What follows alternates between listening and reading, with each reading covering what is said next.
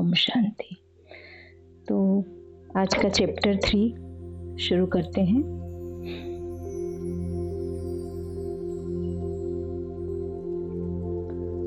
ओम शांति। परमात्मा इस धरा पर अवतरित होकर हमें 3 बातों का ज्ञान देते हैं। सबसे पहले स्वयं का, अर्थात वो परमात्मा कौन है,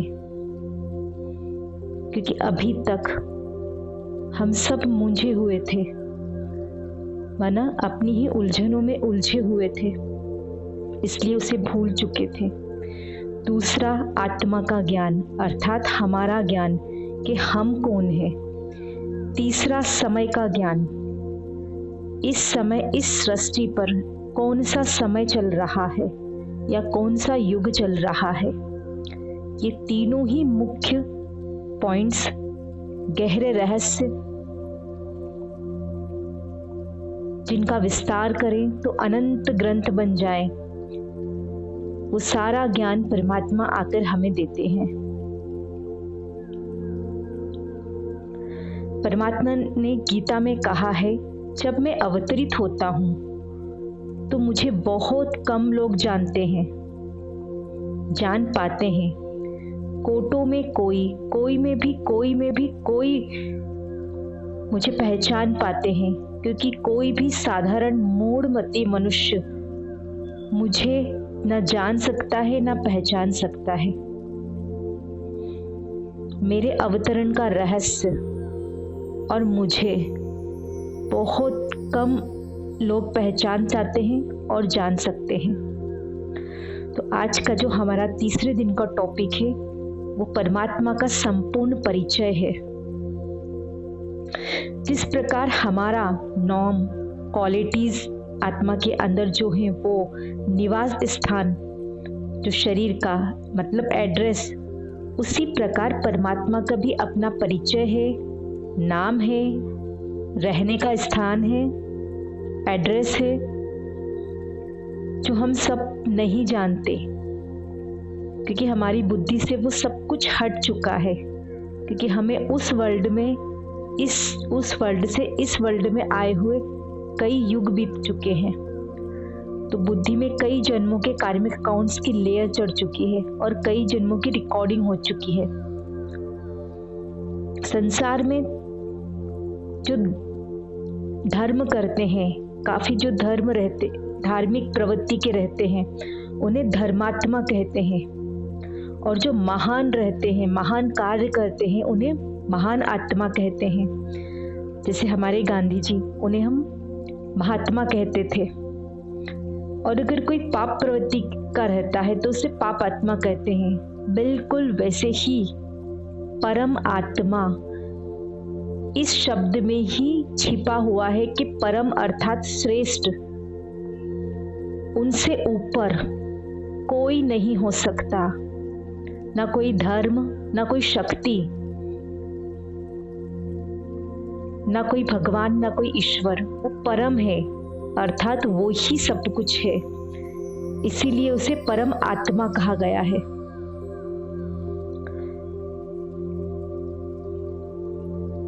परमात्मा बिल्कुल हम आत्माओं की तरह ज्योति बिंदु है, एक प्रकाश है, एक दिव्य शक्ति है, लाइट है। उनका नाम शिव है, जो वो स्वयं हमें आकर बताते हैं। शिव का अर्थ है कल्याणकारी। उन्हीं को ईश्वर, भगवान, गॉड, अल्लाह, जुहेवा, और क्रिश्चियनिटी में लाइट या गॉड। और अगर साइंटिफिक रीति से समझे या हीलिंग की भाषा में समझे तो super subconscious mind, supreme soul, universal power, विश्व शक्ति, हीलिंग एनर्जी के स्रोत,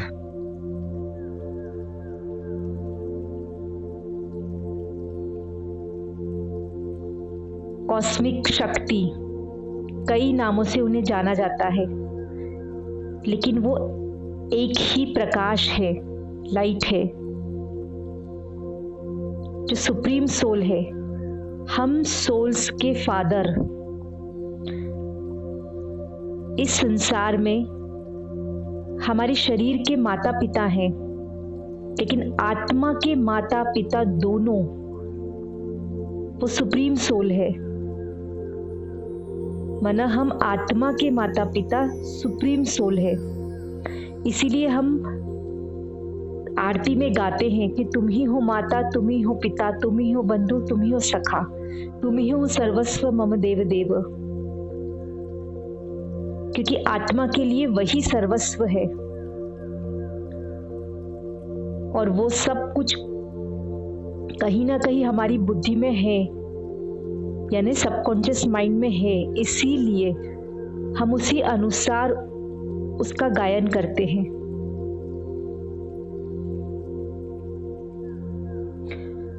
हम शिवलिंग की पूजा करते हैं, लेकिन वास्तव में वो एक विधि है, एक प्रोसेस है। सभी ने शिवलिंग को देखा है। परमात्मा एक ज्योति स्वरूप है। उनका आकार अंडाकार है, क्योंकि वो लाइट है। लाइट का प्रकाश जब चारों ओर फैलता है तो एक ज्योति का आकार बनता है।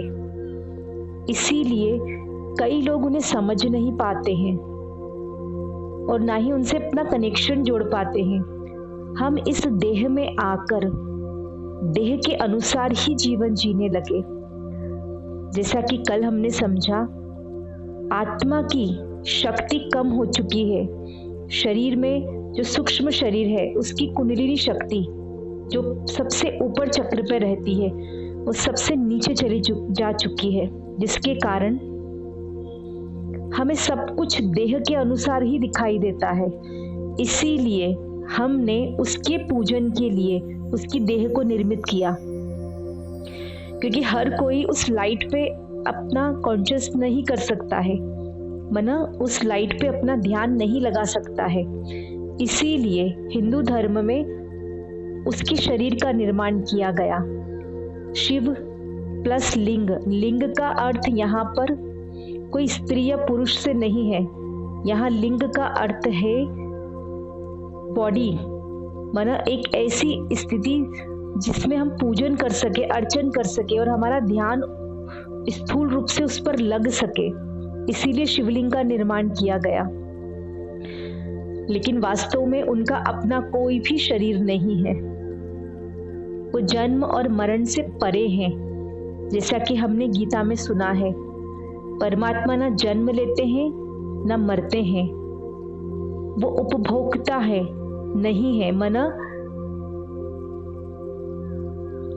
उन्हें कुछ भी नहीं चाहिए।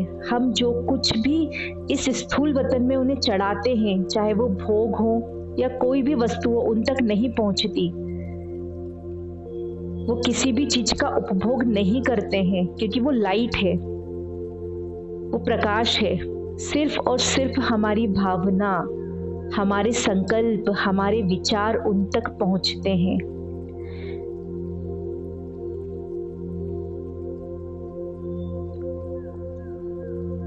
इसीलिए भक्ति में कहा गया है कि वो भावना का भूखा है, क्योंकि केवल हमारी भावना वाइब्रेशंस के रूप में उस परमात्मा तक पहुंचती है। भगवान शब्द भ अर्थात भूमि, ग अर्थात गगन, व अर्थात वायु, आ अर्थात अग्नि और न अर्थात नीर, जल। ये 5 तत्वों से बना हुआ 5 शब्द है। 5 तत्वों से ऊपर जो है वही भगवान है। तो जो परमात्मा है वो इन 5 तत्वों से ऊपर है, माना इन 5 तत्वों का उन पर कोई असर नहीं होता है। उनका निवास स्थान इन 5 तत्वों से पार है। शिव परमात्मा का नाम, अर्थात शिव का अर्थ है कल्याणकारी, प्रकाश है, लाइट है, शक्ति है।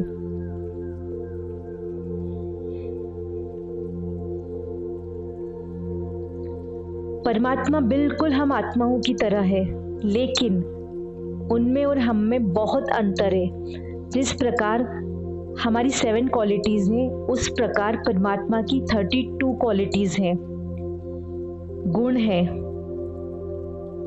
और वो शक्तियों में सागर है, अनंत है, अविनाशी है। हमारी शक्तियां सीमित है, लेकिन परमात्मा की शक्तियां सागर के समान है। वो विश्व शक्ति है। और जैसा कि परमात्मा हमने शब्द कहा, तो परमात्मा का अर्थ एक हो सकता है, एक परमात्मा। तो वो हर धर्म की आत्माओं का पिता है, वो धर्म से परे है। जिस प्रकार इस संसार में कोई भी तत्व या सूर्य किसी भी धर्म को देखकर अपना प्रकाश, लाइट नहीं देता है, या कोई भी तत्व, हवा, धरती धर्म का भेदभाव नहीं करती है, उसी प्रकार परमात्मा भी धर्म से परे है। धर्म हमने बनाए हैं, उसने नहीं। वो एक है जो सभी आत्माओं का पिता है। जैसा कि कल हमने समझा कि हर धर्म में आत्मा को अलग अलग नामों से कहा गया है, लेकिन आत्मा हर धर्म में है। वैसे ही परमात्मा को भी हर धर्म में अलग अलग नामों से कहा गया है, लेकिन हर धर्म में परमात्मा को ही माना जाता है। परमात्मा के गुणों का थोड़ा चिंतन करते हैं, समझते हैं। जिस प्रकार हम अपनी स्थूल देह की क्वालिटीज को समझते हैं, जैसे किसी में कुछ गुण है, किसी में कुछ गुण है, वैसे ही कल हमने समझा आत्मा के मतलब हमारे गुण, 7 क्वालिटीज और 8 शक्तियां और 3 सूक्ष्म शक्तियां, मन, बुद्धि, संस्कार। बिल्कुल उसी प्रकार परमात्मा की जो गुण है वो 32 गुण है, 32 गुण है। परमात्मा ब्रह्मलोक वासी है, अर्थात उनका जो निवास स्थान है वो ब्रह्मलोक है। वो गुणों के भंडार हैं, दिव्य दृष्टि विधाता है, कर्मों की गति को जानने वाले हैं, ब्रह्मा द्वारा सतयुगी सृष्टि की स्थापना कराते हैं, काल के पंजे से छुड़ाने वाले हैं, आनंद के सागर हैं, सुख और दुख से न्यारे हैं, क्योंकि उनका कोई शरीर ही नहीं है। हम आत्माएं सुख और दुख में इसलिए आती हैं क्योंकि हम बॉडी कॉन्शियस हो गए हैं। अगर हम अपनी आत्मिक शक्ति के साथ रहें, सोल कॉन्शियस स्थिति में रहें, तो हमें भी दुख और सुख के किसी भी चीज का प्रभाव नहीं पड़ेगा। शांति के दाता हैं, सतगति दाता है, पतितों को पावन करने वाले हैं। अर्थात हम आत्माएं इस समय पर आकर कितने सारे विकारों से लिप्त हो चुकी है, और परमात्मा स्वयं अपने करंट, अपनी शक्ति के द्वारा फिर से हमें अपने ओरिजिनल रूप में लाते हैं। इसीलिए उन्हें पतित पावन कहा गया है। दिव्य बुद्धि के दाता हैं। परमात्मा जब प्रकट होते हैं तो जो आत्माएं उन्हें पहचान जाती हैं, उन्हें दिव्य बुद्धि देते हैं, अर्थात उनकी बुद्धि में सारा ज्ञान समाने लगता है। इस यूनिवर्स का ज्ञान, परमात्मा का ज्ञान, आत्मा का ज्ञान, समय का ज्ञान। परमात्मा परम शिक्षक व सतगुरु है। इस समय हम अनेक गुरुओं को मानते हैं, लेकिन सच ये है कि गुरुओं के भी गुरु अर्थात जो सर्व ज्ञान के दाता हैं वो स्वयं परमात्मा है, और जो उनसे जुड़ जाते हैं उन्हें किसी भी देहधारी अर्थात किसी भी मनुष्य गुरु की आवश्यकता नहीं है। पत्थर बुद्धि को पारस करते हैं, नर से श्री नारायण बनाते हैं। एक साधारण नर को जब परमात्मा अपनी शक्तियां देते हैं तो वो नारायण के समान हो जाता है, अर्थात दिव्य गुणधारी देवता के समान हो जाता है। ज्ञान अमृत के सागर हैं। परमात्मा हमें अनंत ज्ञान देते हैं, वो ज्ञान जो कभी अंत हो ही नहीं सकता। निराकार है, उनका कोई आकार नहीं है क्योंकि वो प्रकाश है, शांति के सागर है, सत्य चित्त आनंद स्वरूप है। विष्णु द्वारा देवी सृष्टि की पालना कराते हैं। ब्रह्मा विष्णु शंकर के भी रचयिता हैं, अर्थात तीनों मूर्तियों के रचयिता स्वयं परमात्मा शिव है। जीवन नैया को पार ले जाने वाले हैं, सबके सुख के दाता हैं, जन्म मरण से न्यारे हैं, प्रेम के सागर हैं, अकाल मूर्त है, दुख हरता सुख करता है। जब हम परमात्मा से मेडिटेशन के द्वारा कनेक्शन जोड़ते हैं तो उनकी शक्तियां हम में प्रवाहित होने लगती हैं और हम भी दुख से दूर होकर सुख का अनुभव करने लगते हैं। मुक्ति व जीवन मुक्ति के दाता हैं। मनुष्य सृष्टि रूपी वृक्ष के बीज रूप है। जिस प्रकार हमने अपने घरों में देखा होगा कि एक परिवार का ट्री बनाया जाता है जिसे फैमिली ट्री कहते हैं। उसमें सबसे पहले हमारे घर के बुजुर्ग को रखा जाता है, उसके बाद उनकी शाखाएं निकलती हैं, फिर उनके बच्चे, वो सारा ट्री बनाते हैं जिसे फैमिली ट्री कहते हैं। बिल्कुल उसी प्रकार 850 करोड़ आत्माएं का बीज रूप अर्थात इस वृक्ष की ट्री का मेन जो है वो परमात्मा शिव है। शंकर द्वारा आसुरी सृष्टि का विनाश करते हैं। सृष्टि के आदि मध्य अंत के ज्ञाता हैं। सिर्फ एक परमात्मा है जो इस संपूर्ण संसार के समय और हर चीज के ज्ञाता भी है और ज्ञान भी उन्हीं के अंदर है, क्योंकि वे ही ऐसे हैं जो संपूर्ण संसार को देख सकते हैं। आदि मध्य अंत मतलब तीनों कालों को देख सकते हैं, क्योंकि वे शरीर से परे हैं, ब्रह्मलोक के वासी हैं। परमात्मा का जो स्थान होता है उसे ब्रह्मलोक कहते हैं। अभी हमने उनके गुण समझे, अब हम उनका निवास स्थान अर्थात उनके एड्रेस को समझेंगे, 3 लोकों को समझेंगे।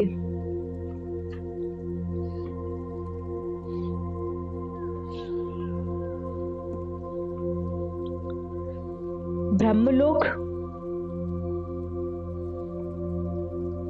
सूक्ष्म लोक और साकार मनुष्य लोक।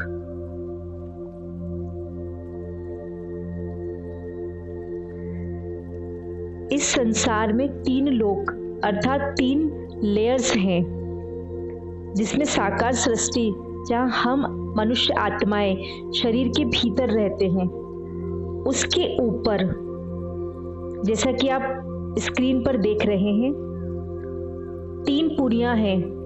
पुरियां इन द सेंस लेयर्स है एनर्जी की। ब्रह्मा विष्णु और शंकर तीनों की एनर्जी की अपनी एक लेयर्स है, जो कि सूर्य चांद तारे इस सृष्टि से बहुत ऊपर है, माना 9वें डायमेंशन में है। लेकिन ये पुरियां सिर्फ इसी वक्त जब परमात्मा का अवतरण होता है तभी क्रिएट होती हैं। उसके सब और ऊपर जो लाल प्रकाश की दुनिया आप देख रहे हैं, ये परमात्मा का निवास स्थान है। और इसमें एक ट्री के भांति जो आप देख रहे हैं वो है हम सब आत्माएं, और इसी के बीज रूप माना सबसे ऊपर परमात्मा।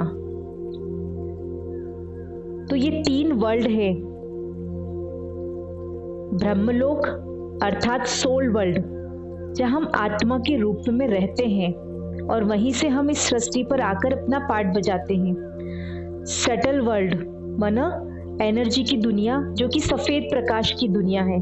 और थर्ड कॉर्पोरेटल वर्ल्ड अर्थात साकार मनुष्य सृष्टि, जो हाँ इस समय हम सभी हैं। तो परमात्मा का जो लोक है उसे ब्रह्मलोक, परम धाम, मुक्ति धाम, निर्वाण धाम, शांति धाम, या प्रकाश का लोक कई नामों से जाना जाता है। तो ये परमात्मा का परमानेंट एड्रेस है। परमात्मा परम धाम निवासी है। अब हम समझते हैं कि कैसे हर धर्म की आत्माएं परमात्मा को ही मानती है।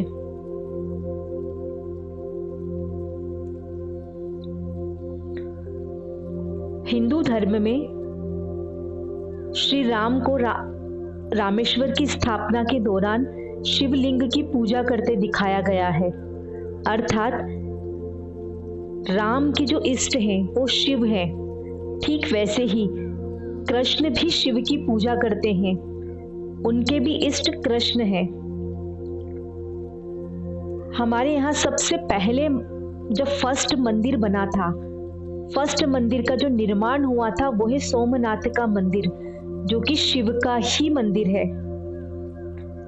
पशुपतिनाथ जो विश्व का बहुत बड़ा मंदिर है, जो भी शिव का ही मंदिर है। अमरनाथ जो हिंदुओं का श्रेष्ठ तीर्थ है, वहां भी शिव की ही पूजा की जाती है। वैसे ही क्राइस्ट ने कहा है गॉड इज लाइट। हम उन्हें ज्योतिर्लिंग के नाम से पूजन करते हैं। शिव को ज्योतिर्लिंग कहते हैं, अर्थात ज्योति का शरीर।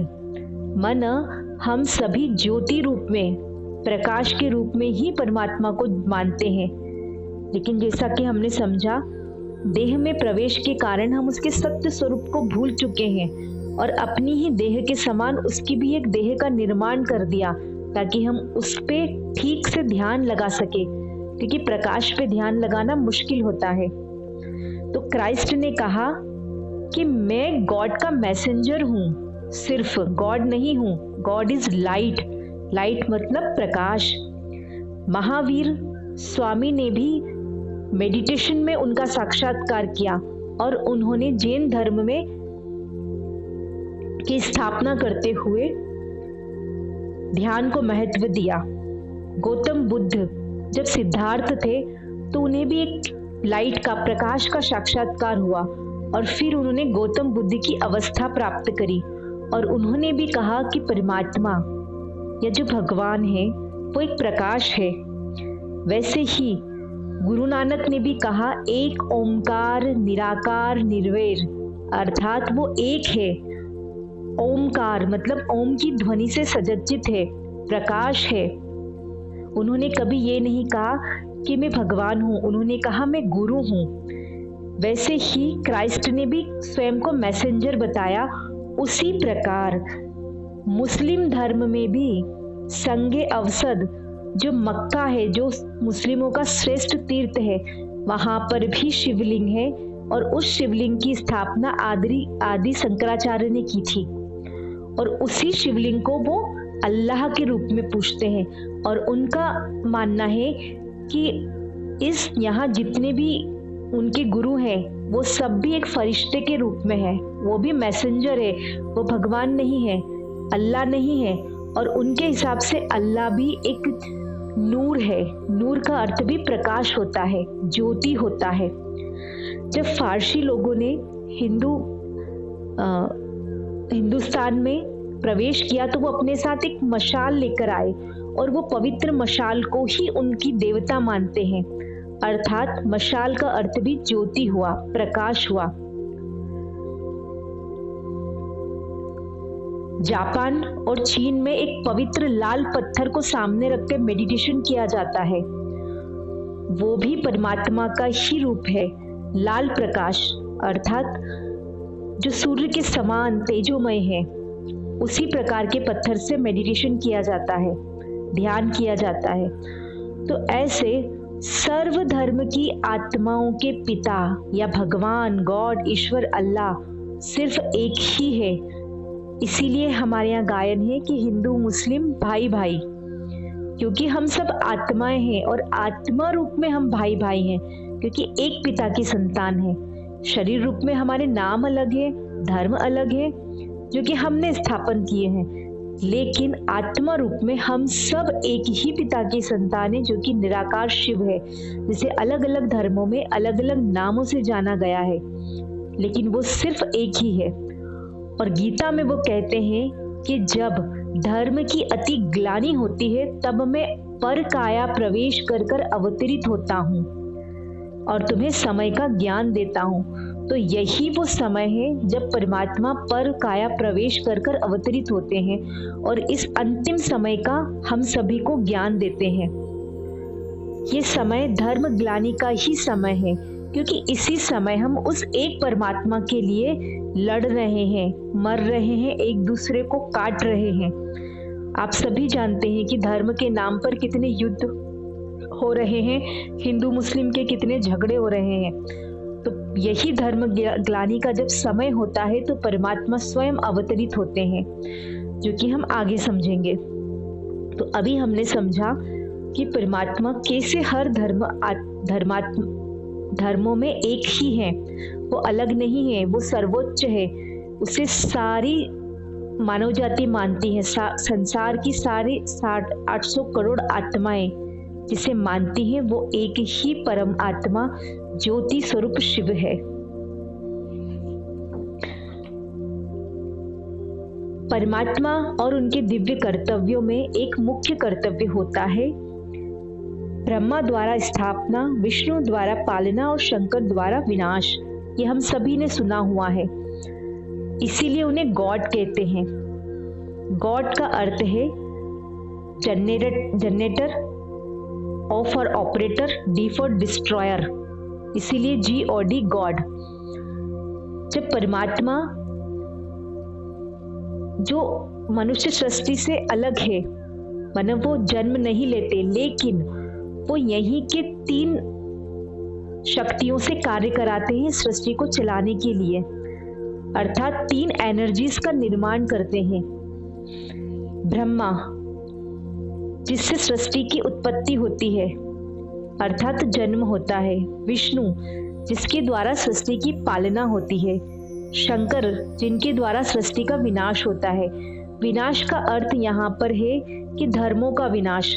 जब परमात्मा आते हैं तो इस संपूर्ण सृष्टि में जितनी भी गलत चीजें हो रही हैं, उस सब का विनाश कर कर एक धर्म की स्थापना करते हैं और सृष्टि को पुनः वापस जीवित करते हैं। वास्तव में विनाश का अर्थ पूर्ण विनाश नहीं है, पूर्ण विनाश कभी नहीं होता है, ये भी हम आगे समझेंगे। लेकिन परमात्मा इन 3 एनर्जियों के द्वारा इस सृष्टि को संचालित करते हैं। तो इन तीनों एनर्जियों में परमात्मा कोई नहीं है, परमात्मा द्वारा ये संचालित होती है। जैसा कि हमने 3 वर्ल्ड में समझा कि 2nd नंबर पर सूक्ष्म सटल जगत है, जहां पर इन तीनों एनर्जीज की लेयर्स हैं। मनुष्य सृष्टि से ऊपर, सूर्य चांद की दुनिया से थोड़ा सा ऊपर, जिसे हम 9 डायमेंशन भी कहते हैं। और साइंटिफिक रीति से समझे तो परम धाम 10 डायमेंशन है। 10 डायमेंशन में वैज्ञानिक जाने की बहुत कोशिश कर रहे हैं, लेकिन वहां का नियम है कि वहां सूक्ष्म ही चीजें जा सकती हैं, वहां पे स्थूल अर्थात दुनिया की बनी हुई कोई चीज नहीं जा सकती। इसलिए हम बुद्धि से वहां जा सकते हैं, संकल्पों से वहां जा सकते हैं, क्योंकि वहां का जो भी हम वहां रहे हुए हैं तो वो सब कॉन्शियस माइंड में हमारे फिट है। जब हम मेडिटेशन करते हैं तो हम वहां की अनुभूति करते हैं, क्योंकि वो वर्ल्ड में हम रहे हुए हैं, वो हमारे ब्रेन में फिट है। तो सूक्ष्म चीजें वहां जा सकती है जो आंखों से दिखाई नहीं देती, लेकिन स्थूल चीजें वहां नहीं जा सकती। तो वैज्ञानिकों के अनुसार 10 डायमेंशन में वो परम शक्ति है जिससे ये सृष्टि चल रही है। तो वही ब्रह्मलोक या परमात्मा शिव का लोक है। अब हम समझेंगे कि हमारे हिंदू धर्म में शिव और शंकर को एक मान लिया है, लेकिन वास्तव में शिव और शंकर कैसे अलग हैं। जैसा कि अभी हमने समझा, शिव शंकर की एनर्जी का निर्माण करते हैं इस सृष्टि की सारी नेगेटिविटी को खत्म करने के लिए। यहाँ पर विनाश का अर्थ है नेगेटिविटी को खत्म करना। माना हर सोल, हमने सुना है तमोगुणी, सतोगुणी, रजोगुणी, 3 सृष्टि पर समय भी होते हैं और सोल की स्थिति भी होती है। तो जब सोल और सृष्टि का समय संपूर्ण तमोगुणी हो जाता है, तब उसका अंत करके परमात्मा फिर से हर सोल को और इस सृष्टि को सतयुगी या सतोगुणी एनर्जी में परिवर्तित करते हैं। तो परमात्मा भी एक एनर्जी है या एक एनर्जी के पावर हाउस है, विश्व शक्ति है, कॉस्मिक पावर है, कॉस्मिक एनर्जी है। तो परमात्मा शिव है, लेकिन शंकर का निर्माण करते हैं। अभी शिव और शंकर में अंतर समझते हैं। परमात्मा शिव परमधाम निवासी है और शंकर सूक्ष्म लोक निवासी, जो कि हम इस पिक्चर में समझ रहे हैं। परमात्मा शिव कल्याणकारी है, अर्थात वो सिर्फ कल्याण करते हैं, और शंकर विनाश करते हैं नेगेटिविटी का। परमात्मा शिव निराकार परमात्मा है और शंकर आकारी देवता है, मानो उनका शरीर दिखाया गया है, आकार दिखाया गया है, लेकिन शिव का अपना कोई शरीर नहीं होता है। शिव पिता है और शंकर पुत्र है। शिव परम आत्मा है, उनका परिवार पूरी सृष्टि है, लेकिन शंकर का परिवार दिखाया गया है। तो शिव और शंकर में अंतर है, इसीलिए हमारे मंदिरों में शंकर को ध्यान लगाते हुए दिखाया गया है और उनके भी आगे शिवलिंग रखा हुआ होता है। अगर शिव ही शंकर है तो फिर वो किसका ध्यान लगा रहे हैं? लॉजिक सोचने वाली बात है ना। लेकिन शंकर भी शिव का ही ध्यान लगाते हैं। जिस प्रकार हर धर्म में शिव को माना गया है, उसी प्रकार शंकर भी शिव को ही मानते हैं पिता के रूप में, इसीलिए वो भी उनका ही ध्यान लगाते हैं। हम लोग सब शिवरात्रि मनाते हैं। शास्त्रों में शिवरात्रि को शंकर और पार्वती की शादी का दिन कहा गया है, लेकिन परमात्मा हमें आकर सत्य ज्ञान देते हैं, क्योंकि हमारे जितने भी शास्त्र बने हुए हैं वो मनुष्यों द्वारा बने हुए हैं, और उन एनर्जीज या उनकी प्रेरणा क्या थी हमें समझाने के लिए, लेकिन समय बीतने के अनुसार और अंग्रेजों द्वारा हमारे शास्त्रों में बहुत उथल पथल करने के बाद हमारे शास्त्रों में वो सच्चाई अब नहीं रही जो पहले थी। तो परमात्मा आकर हमें सारा ज्ञान सत्य देते हैं। तो परमात्मा शिवरात्रि अर्थात उन्हीं की याद में हम शिवरात्रि मनाते हैं, क्योंकि जब ये मनुष्य सृष्टि पर रात्रि होती है, काम क्रोध लोभ मोह अहंकार और नेगेटिविटी रूप का अंधियारा होने लगता है, तभी परमात्मा प्रकट होते हैं। इसीलिए रात्रि में हम जागरण करते हैं और परमात्मा आकर इन सारी नेगेटिव एनर्जी को खत्म करते हैं, अर्थात उजियाला करते हैं। इसीलिए शिवरात्रि को शिवरात्रि कहा गया है। ये दिन इस सृष्टि पर परमात्मा के अवतरण का भी दिन होता है, इसीलिए हम सभी शिवरात्रि को विशेष रूप में मनाते हैं। और हमारी जो ब्रह्म कुमारी संस्था है उसमें और परमात्मा की शिवरात्रि को सबसे परम दिन माना गया है, क्योंकि उसी दिन परमात्मा सृष्टि पर अवतरण होकर अपना कार्य शुरू करते हैं। सतयुग की सृष्टि की स्थापना का कार्य, कलयुग अंत का कार्य, ज्ञान देने का कार्य और तमोगुणी ऊर्जा को सतोगुणी ऊर्जा में परिवर्तित करने का कार्य, जो कि अब बिल्कुल समाप्त ही होने वाला है। मतलब परमात्मा का ये कार्य संपूर्ण हो चुका है, और ये भी चैप्टर हम आगे समझेंगे। लेकिन अब थोड़ा सा हम साइंटिफिक रीति से समझते हैं। हमने सभी ने सुना है कि परमात्मा कण कण में रहते हैं, अर्थात उन्हें हमने सर्वव्यापी कहा है। लेकिन परमात्मा कहते हैं कि मैं कण कण में नहीं रहता, मैं सर्वव्यापी नहीं हूँ। अगर परमात्मा हर कण में रहते तो जो गंदगी वाली जगह है या जो ऐसे जानवर है, जैसे कि अगर हम पिग समझे या डॉगी समझे, तो क्या इनके अंदर भी भगवान है? और अगर इनके अंदर भगवान है तो फिर ये हिंसक क्यों है? इसी प्रकार अगर हम सपोज एक उदाहरण के लिए समझते हैं, एक व्यक्ति दूसरे व्यक्ति की हत्या कर रहा है, उसके अंदर अगर भगवान है तो वो हत्या क्यों कर रहा है? तो परमात्मा कण कण में नहीं है। परमात्मा कहते हैं तुमने कण कण में कहकर मेरी ग्लानि की है, अर्थात मेरा निरादर किया है, क्योंकि इस सृष्टि पे इतनी नेगेटिविटी है।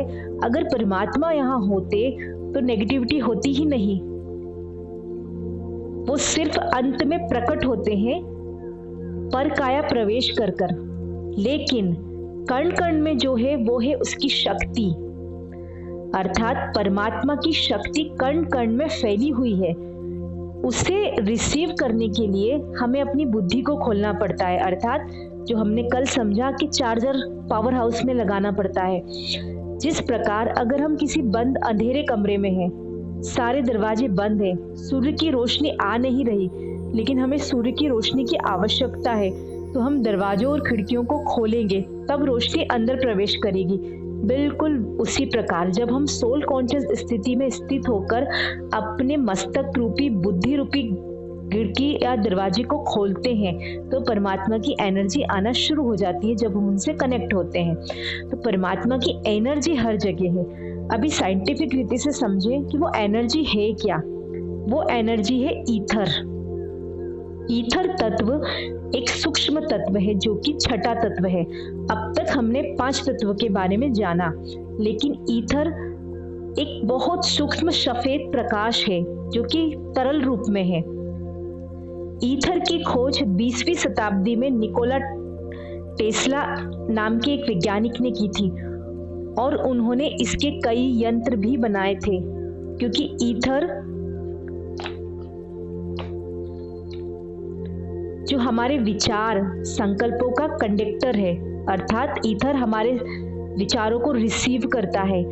ईथर सभी जगह है। ईथर परमधाम में भी है, हमारे यहाँ भी है और सूक्ष्म वतन में भी है। ईथर हर तत्व के भीतर भी है। ईथर हमारे ब्रेन के भीतर भी है और ईथर के ही माध्यम से हम परमात्मा से भी कनेक्ट होते हैं और एक दूसरे से भी कनेक्ट होते हैं। आपने अनुभव किया होगा, कभी किसी सोल को आप किसी व्यक्ति को आप याद कर रहे हैं और तुरंत उसका फोन आ जाता है। आप कहते हैं अरे हमने आपको अभी याद करा, आपका फोन आ गया, या फिर वो आपसे मिलने आ जाता है। उसका कारण यही है, आपने विचार किया, उस व्यक्ति के ब्रेन में पहुंचा ईथर के द्वारा। ईथर संकल्पों का कंडक्टर है, अर्थात सुचालक है, रिसीव करता है और उसी के आधार से ये सारी सृष्टि चल रही है। हमारा हर संकल्प ईथर के ही आधार से ट्रांसफर होता है परमात्मा के पास, वाइब्रेशंस के रूप में या भावनाओं के रूप में। हमारे हर संकल्प पहले व्हाइट होल, फिर ब्लैक होल, फिर सूर्य से फिर परमात्मा तक पहुंचते हैं वाइब्रेशन तरंगों के द्वारा, और वही तरंगे वो महसूस करता है। जब हम उसे याद करते हैं प्रेम से, तब वो हमसे कनेक्ट होता है, ना कि वो हमेशा हमसे कनेक्ट रहता है। इसीलिए कहा गया है कि ईश्वर अभोक्ता है, अर्थात स्थूल वतन की कोई भी वस्तु उस तक नहीं पहुंच सकती, केवल हमारी वाइब्रेशन और भावना पहुंचती है, जो कि हमारे संकल्पों के रूप में होती है। ईथर इस सृष्टि पर सभी जगह विद्यमान है। हमारा हर संकल्प ईथर में सेव होता है। वो हमारे ब्रेन में, सबकॉन्शियस माइंड में भी है, लेकिन जिसे हम आकाशीय रिकॉर्ड के रूप में कहते हैं। हमारा हर संकल्प, क्योंकि कर्म बाद में होता है, पहले संकल्प क्रिएट होता है, तो हर संकल्प और ध्वनि जो हम बात कर रहे हैं, जो वाणी है, दोनों ही चीजें इस संपूर्ण वायुमंडल में ईथर में रिकॉर्ड है, जो कभी भी अंत नहीं होती है, जो फिक्स रिकॉर्डिंग होती है। तो इसीलिए हमें कई अच्छे अनुभव भी होते हैं जब हम मेडिटेशन करते हैं। तो हमने समझा कि इस वर्ल्ड में, सोल वर्ल्ड में, यूनिवर्स में, ब्रेन में, 5 एलिमेंट्स में, सभी जगह यूनिवर्स में ईथर है, जो कि संकल्पों का सुचालक है। 850 करोड़ आत्माएं एक दूसरे के ब्रेन से अटैच है, कनेक्टेड है ईथर के द्वारा, और इसी के द्वारा लॉ ऑफ अट्रैक्शन कार्य करता है, माइंड रीडिंग कार्य करती है और मैनिफेस्टेशन कार्य करता है, क्योंकि ये सब कुछ ईथर से ही होता है। हमें जो कुछ भी चाहिए वो सब कुछ ईथर में भरा हुआ है, क्योंकि हमारे कई जन्मों का पार्ट भी ईथर में भरा हुआ है, आकाशीय रिकॉर्ड के रूप में। और जो भी हमारे पॉजिटिव संकल्प होते हैं वो भी ईथर में होते हैं। तो जो भी हमें चाहिए, हम कहते हैं ना कि हम कोई प्रेयर करें और ब्रह्मांड हमें वो दे देता है, तो वो सारा कार्य भी ईथर के ही द्वारा होता है। तो साइंटिफिक रीति से जो परमात्मा शक्ति कण कण में है वो ईथर है, जिसे हमने परमात्मा को मान लिया। हमने समझा कि परमात्मा कण कण में है, लेकिन परमात्मा नहीं, उसकी शक्ति कण कण में है। निकोला टेस्ला जो वैज्ञानिक थे, उन्होंने अपनी रिसर्च के दौरान ईथर शक्ति से कई प्रकार के उपकरण भी बनाए, जैसे ईथर से अर्थात संकल्पों से उड़ने वाले विमान। संकल्पों का टाइम लाइन मतलब एक वर्ल्ड से एक समय से हम दूसरे समय में प्रवेश कर सकते थे। उसी समय 20वीं शताब्दी में ही उन्होंने सारी चीजें बना ली थी, लेकिन कुछ कारण से वो प्रत्यक्ष नहीं हो पाई, क्योंकि ये एक फ्री एनर्जी है। माना जिस प्रकार हम गैस, कोयला या इलेक्ट्रिसिटी पेमेंट करके देते हैं, लेकिन ईथर से सारा कार्य चल सकता है फ्री में, जो कि सतयुग में होता है। सतयुग जिस वक्त हम सभी पूरे 100% सत्व प्रधान अवस्था में रहते हैं। तो आज हमने परमात्मा को समझा, उसकी शक्ति को समझा, उसके धाम को समझा और उसकी क्वालिटीज को समझा, और वो कैसे सभी धर्म के एक परमात्मा है उनको समझा। आज हमने पूर्ण रूप से डिटेल में परमात्मा के बारे में सभी कुछ समझा।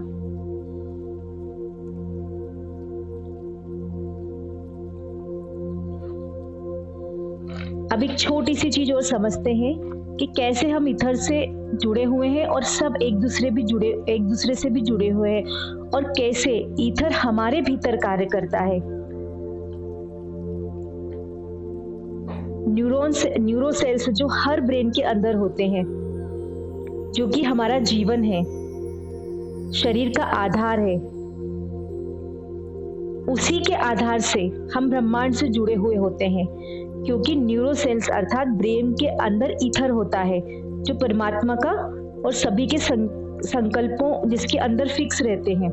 तो neuro cells, hormo cells, DNA, conscious mind, subconscious mind, biological clock, sleep cycle, सारी चीजें एक दूसरे से ईथर के ही माध्यम से जुड़ी हुई है।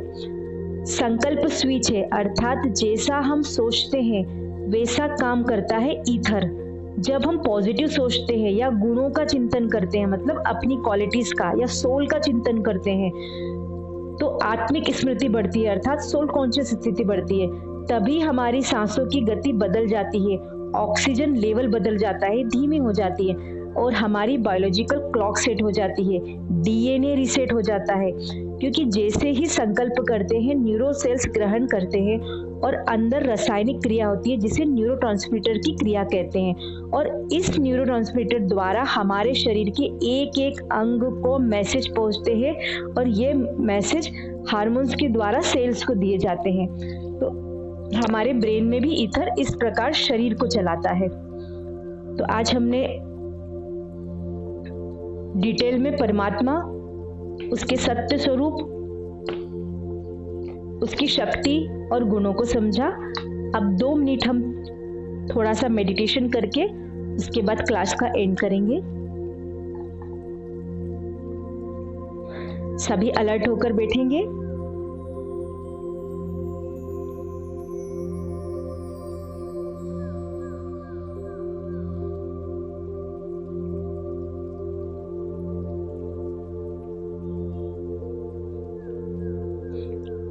आज हमने परमात्मा को समझा, इसलिए आज हम अपने आप को परमात्मा से कनेक्ट करेंगे मेडिटेशन के द्वारा।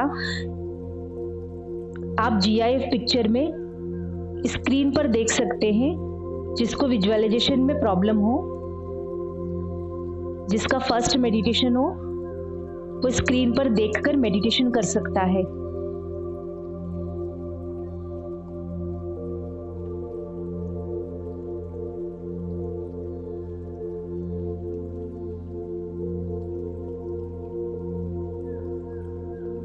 स्क्रीन पर आप देख सकते हैं ocean of love, golden point of light. यही परमात्मा है, शिव है, निराकार है, लाइट है, गॉड है, अल्लाह है। तो सभी अलर्ट होकर बैठेंगे, रीढ़ की हड्डी को सीधा रखेंगे,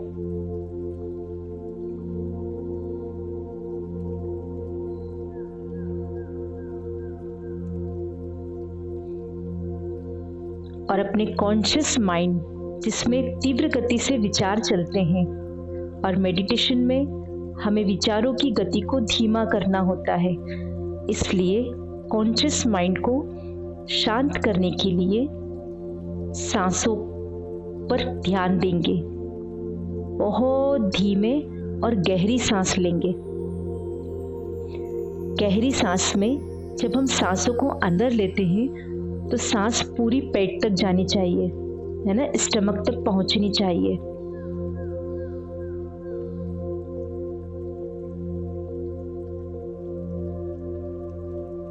इसका एक साइंटिफिक रीजन भी है। जब सांस फेफड़ों तक कंप्लीट पहुंचती है तो हमारे पूरे शरीर को ऑक्सीजन और ऑक्सीजन के साथ प्राण ऊर्जा अर्थात ईथर शक्ति प्राप्त होती है, जिससे शरीर स्वस्थ रहता है। लेकिन हम 90% सांसों को अधूरा ही लेते हैं।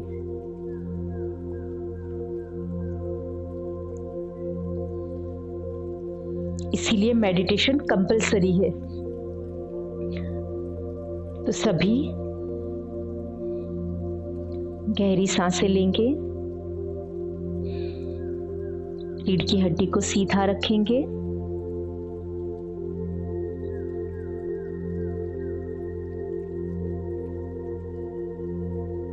और अपना पूरा ध्यान अपनी सांसों पर केंद्रित करेंगे।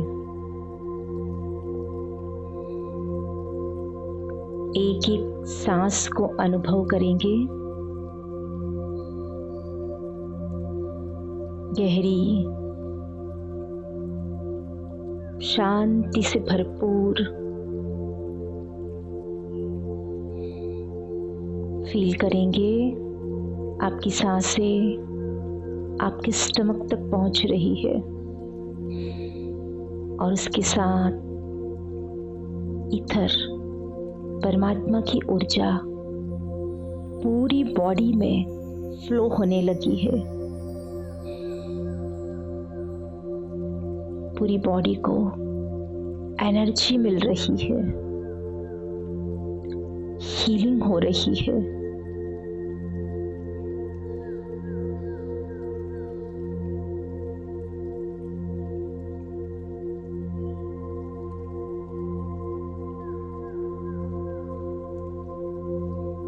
धीरे धीरे डीप साइलेंस का अनुभव हो रहा है।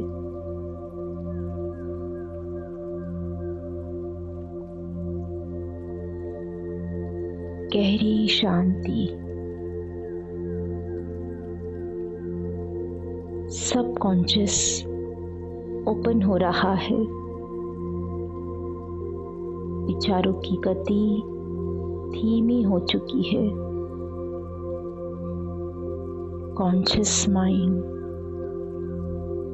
धीमी गति से कार्य कर रहा है।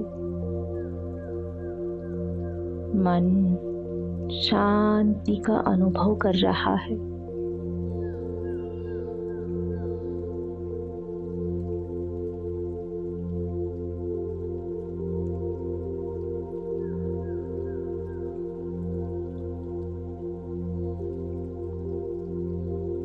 अब अपनी चेतना को सेंटर ऑफ द फोरहेड केंद्रित करेंगे। Middle of the forehead, point of light. I am peaceful soul, loveful soul.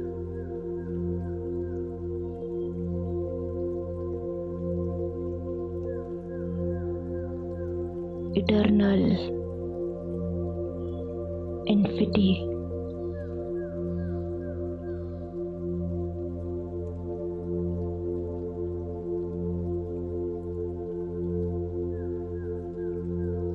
देखिए अपने प्रकाश को।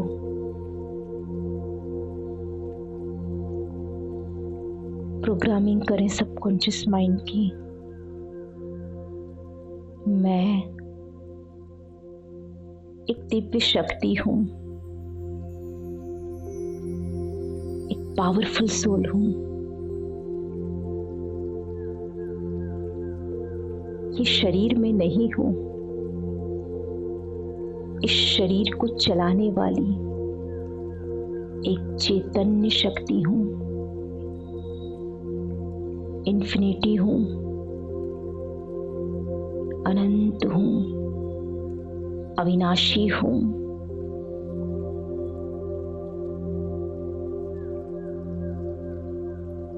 अपने सिर के ऊपर सुप्रीम सोल को अनुभव करें,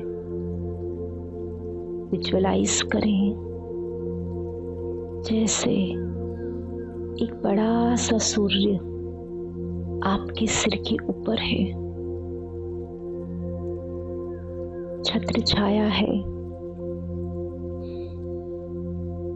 उसके प्रकाश की गर्माहट को अनुभव करें।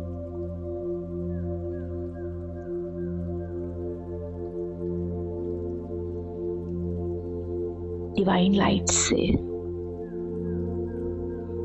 पावर, करेंट, शक्ति मुझ सोल में आ रही है। अनुभव करें डिवाइन लाइट से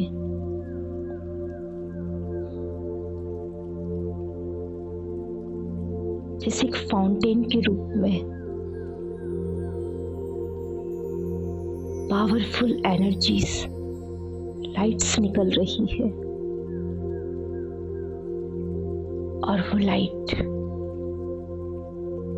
आपके भीतर समा रही है।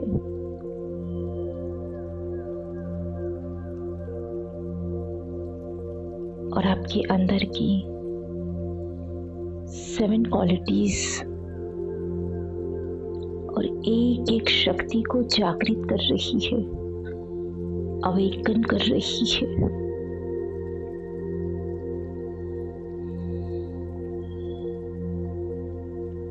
संकल्प करेंगे, I am powerful soul, peaceful soul, loveful soul.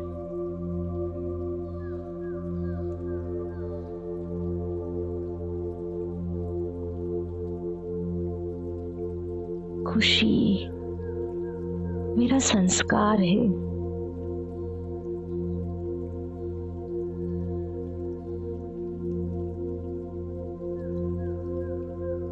I am knowledgeful soul.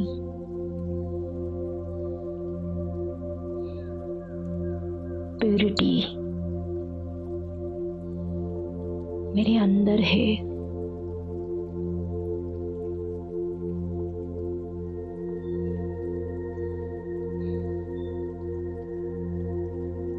मैं सदा उस सुप्रीम सोल से कनेक्ट हूँ।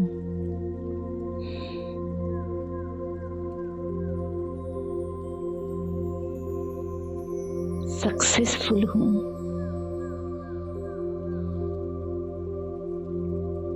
मानसिक और शारीरिक रूप से संपूर्ण स्वस्थ हूँ।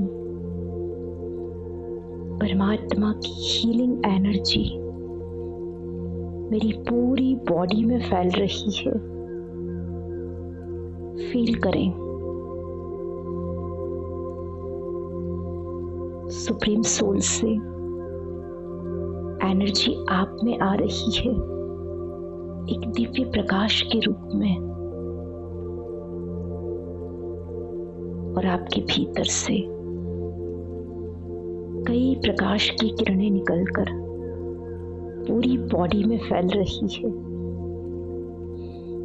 पावरफुल हीलिंग हो रही है और बॉडी से निकलकर चारों ओर एक प्रोटेक्शन शील्ड हो बन चुकी है, एक ऑरा बन चुका है। संकल्प करें, ये परमात्मा शक्ति की प्रोटेक्शन शील्ड है, ऑरा है, सुरक्षा कवच है। इसमें इलेक्ट्रोमैग्नेटिक करंट है। मेरे विचारों के अनुसार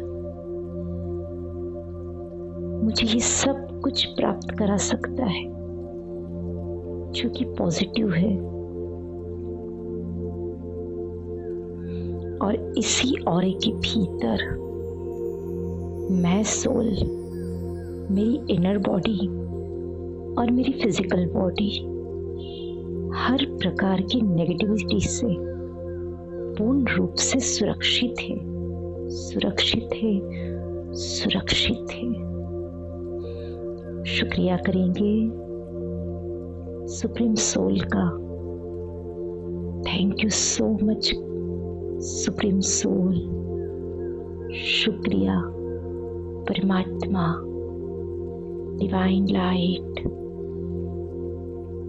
बहुत बहुत शुक्रिया।